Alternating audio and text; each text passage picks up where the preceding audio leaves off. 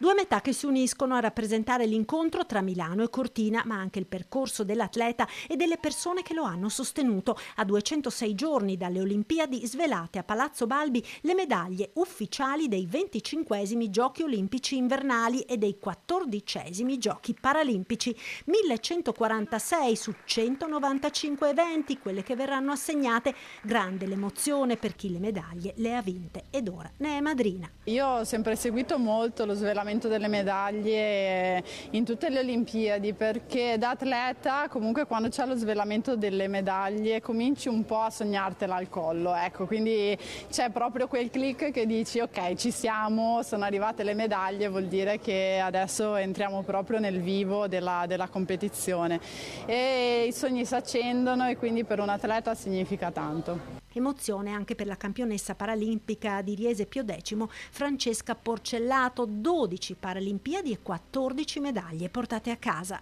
Io, a dir la verità, non le volevo vedere finché non me le mettevano al collo. Io non le ho mai guardate prima, ho sempre cercato, e poi erano dappertutto, dunque ho sempre cercato di non guardarle perché io volevo l'emozione pura quando avrei visto la mia, quella che avrei vinto. Alla cerimonia hanno preso parte autorità istituzionali e sportive che poco prima si sono ritrovate in vertice per fare il punto su quanto fatto e quanto ancora da fare in vista dell'appuntamento del 6 febbraio 2026. Manca tutto e manca niente, manca tutto perché se stanotte ci fossero le Olimpiadi è chiaro che nulla sarebbe pronto, ma tutto si sta avvicinando al completamento di quello che sono gli aspetti organizzativi. Questo vale sia per le questioni delle venues, degli impianti, delle infrastrutture, sia per ciò che riguarda la parte gestionale. Ottimista il ministro delle infrastrutture Salvini. Arriveremo perfettamente puntuali, anche se quando questo governo si è insediato abbiamo trovato dei ritardi perché evidentemente